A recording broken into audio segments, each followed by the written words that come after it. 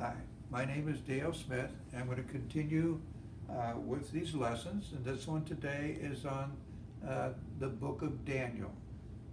Daniel lived 2,300 years ago, 2,600 years ago, and yet he saw over 1,300 years beyond our day. It's all in the scriptures, and I'll do that at another time. But today we're going to start with chapter 2 of Daniel, which is King Nebuchadnezzar of Babylon had a dream. And when he woke up, the dream went from him. He couldn't remember the dream. It troubled him. So he asked all the soothsayers and all the different ones, his wise men and astrologers to give him, to tell him the dream. But they told him, as a little king, tell us the dream and we'll give you an interpretation. He says, the dream went from me. I don't have it anymore. So this upsetted King Nebuchadnezzar, and in verse 13 of chapter 2, and the decree went forth that the wise men under King Nebuchadnezzar should be slain, and they sought Daniel and his fellows to be slain. Well, Daniel says, well, give me a day and let me pray about it and see if I can get the interpretation. And that's what happened. Daniel was able to give the interpretation, and so he went to King Nebuchadnezzar, and he said, but for their sakes that shall make known interpretation of the king. This is verse 30. And thou makest known the thoughts in his heart. And it goes on, and now he explains. This image's head was of fine gold, breasts and his arms of silver, his belly and his thighs of brass, legs of iron, and feet part of iron and part of clay. And thou sawest till the stone was cut out without hands, which smote the image upon his feet, that were of iron and clay, and brake them in pieces. Then the iron, the clay, and the brass, the silver, and the gold, broken to pieces together, and became like the shaft of a summer threshing floor. And the wind carried them away, and no place was found for them. And the stone that smote the image became a great mountain, and filled the earth. Now, this stone here that smote the image were the enemies of God's people, or Jews. The stone was Zion, Mount Zion. This is going to represent, Zion's going to tie, it doesn't say that, but it does tie it in here.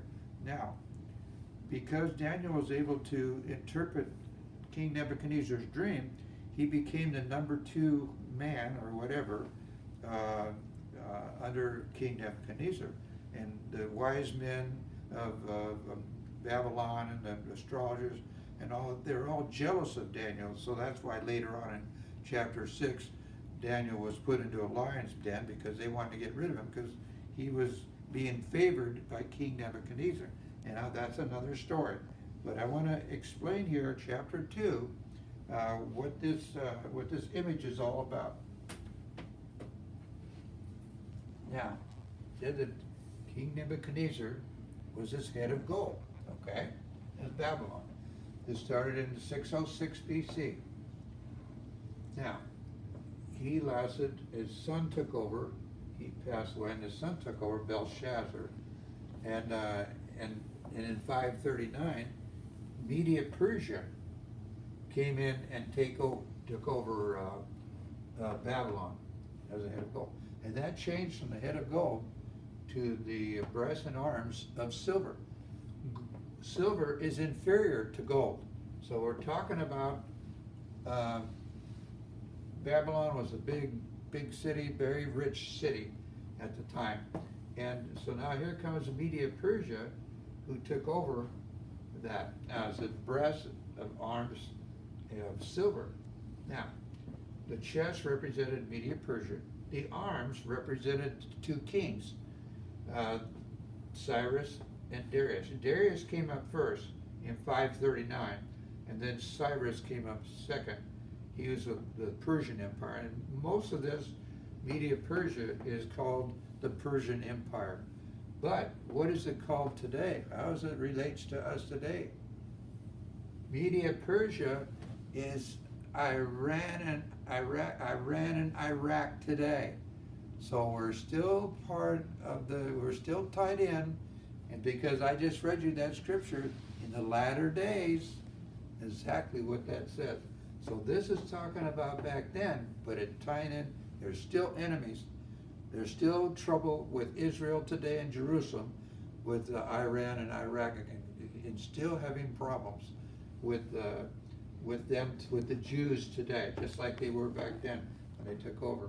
So Media Persia, eventually it was Cyrus and Darius, and eventually the Darius was the king of the Medias, and Cyrus the king of the Persians. It's basically called the Persian Empire back then. So that's that too. It's describing every one of these little parts are different nations as they come in time. And they come in time, they're talking about nations that have controlled Israel. Now, in 606 is when it started. When did the Jews finally get independence away from the enemies of God's people? When did that take? How long do you think it took? It wasn't until 1947, after World War II, did Israel get their independence away from these enemy nations. 2,553 years they were under the rules of the enemies of God's people. 2,553 years, not until 1947. 606 to 1947, was the Israel did not have their independence. They had no king on their throne. They had different ones, but not until 1947 did they finally get their independence back. So just sharing that with you. Okay, so we got the silver. Now we're going down here to the third one, is Grecia. Grecia took over in 334 BC, okay? And now Alexander was the first king. Now, I put him as a belt because when he started and when he died is only 21 years. He was only in charge of Greece for 21 years. But he had four generals that when he passed away took over from four different other nations. And eventually these four generals became down to two. Talks about the belly and the thighs of brass. The two thighs, Syria and Egypt. Now remember, Syria today is still enemies with Israel. This is all follow in suit. All these. Now that was called the Northern Kingdom, and Egypt. See, here's Israel. Syria is north. Egypt is south. That's why they call them that. And so this was a brass. Now this is gold, silver. Now this is brass. The metal is changing, less expensive, but remember these are stronger metals. Silver is stronger, gold is very soft. So we're talking about strength here as well. So it's getting stronger. These nations, these images are getting stronger. Okay, now we come in 146. One of the generals in Rome went and took over Syria and Egypt, and so now Rome became the power. Rome is the iron. Now look how hard it is. It's harder than brass. So now we got the kingdom of Rome. I call it Rome 1. Then eventually, in 476, Rome fell, and the Dark Ages began. And when that took place, that's when the clay was added to the iron. So the feet and toes were of iron and of clay. Now, if you can take a piece of iron and a piece of clay, and you try and mix it, it will not mix. There's two separate units together here in the kingdom of Rome. The iron represents the government, and the clay represents the spiritual part of Rome.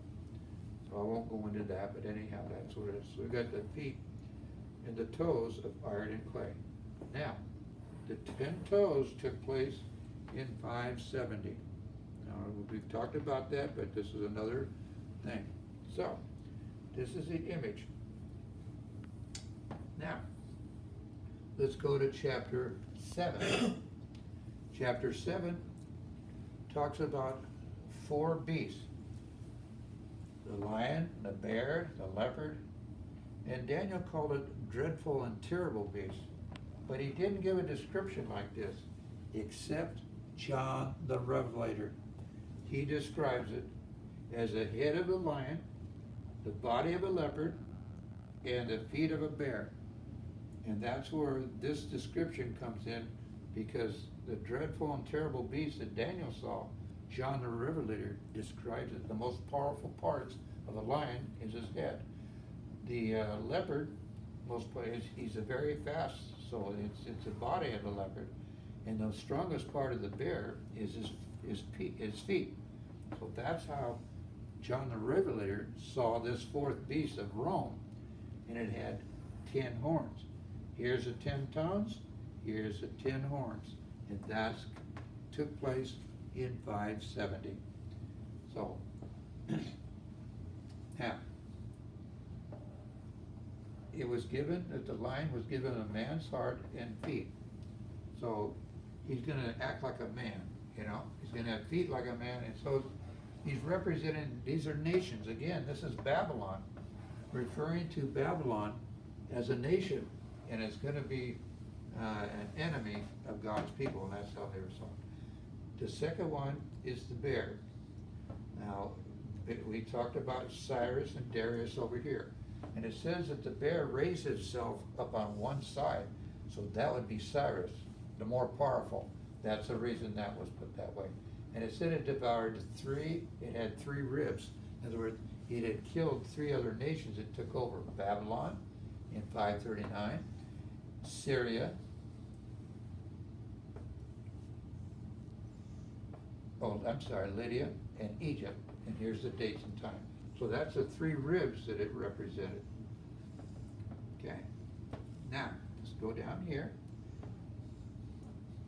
In 334, Grecia took over. And it shows it here, it says that it was a leopard. It had 4 heads and 4 wings. So what do those represent? Now, the 4 heads were the 4 generals over here in chapter 2. The 4 wings are the 4 kingdoms of the 4 nations that these generals were in charge of. So that's how this one came about.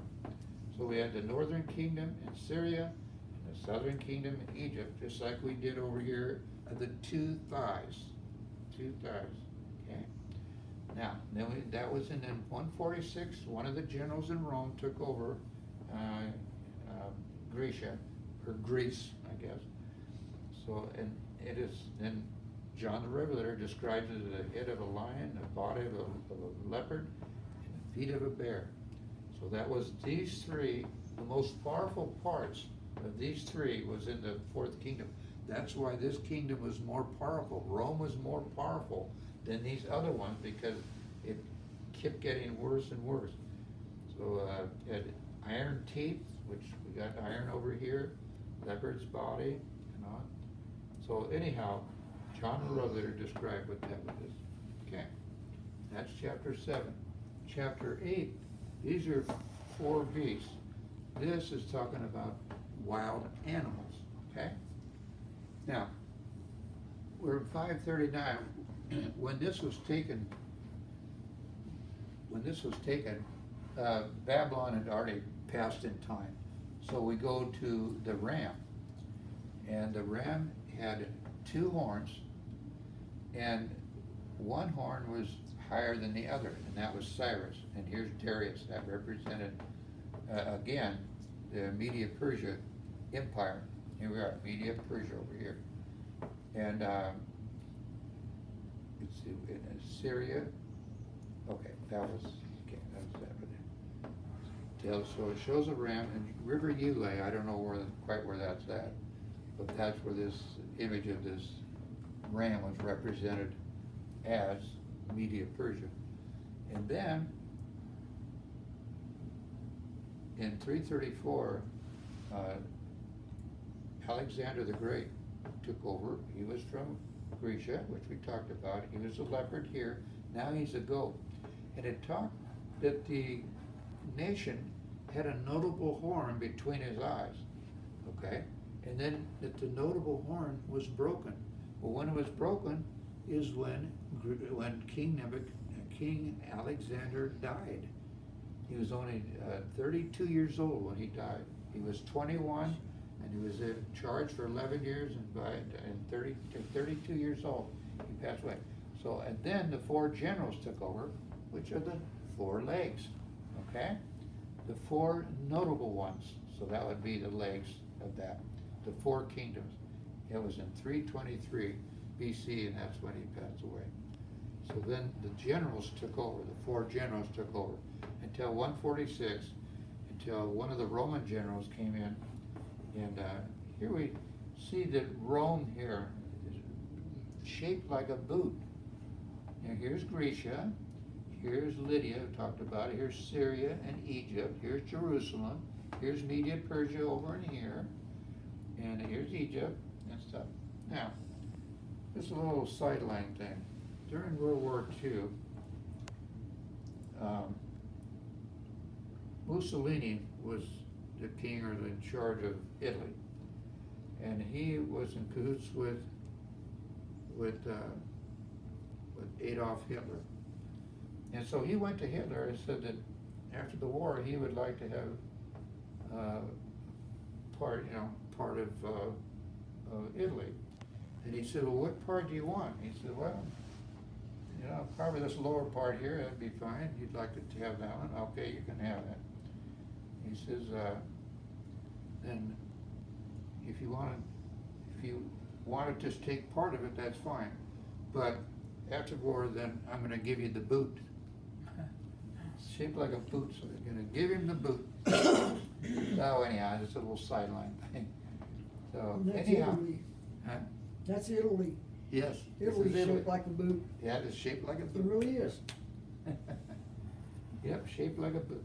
Okay, now that talks about chapter 2, chapter 7, and chapter 8, and that's kind of describes with those coming in 570, and we've talked about that. And that should do it for that one. Thank you very much.